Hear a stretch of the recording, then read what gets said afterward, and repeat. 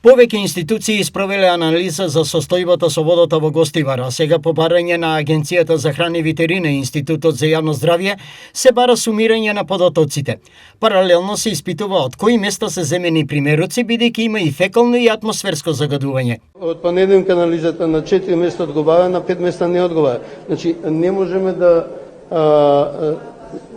со едно мерење да дадеме конечен заклучок, и последната анализа од понеделникот е таква.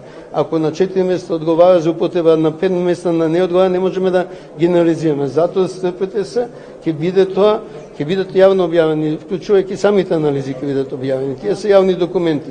Нема ништо да биде скриено, секој биде јасно. Само стрпете се за да не се направи збркај и штета во комуникацијата.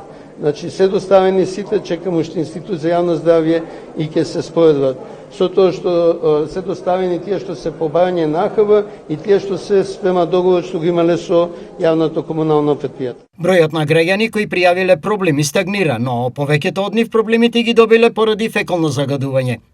Има повеќе позитивни кои се резултат на фекално загадување, бактерии, или кои може да бидат резултат на загадување од атмосферски води, пробив на атмосферски води. Значи има два типа на агенции, и бактерии и вируси, едните кои се типични за фекален продор во водоводна мрежа, другите кои се типични за загадување на каптажа со атмосферски води или влијање од околината на каптажата.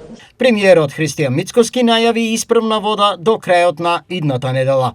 Па ако биде секако што треба, бидејќи се вклучи екипи од Скопски водовод и експерти, јас очекувам до крајот на оваа недела да имаме технички исправна вода во Гостивар.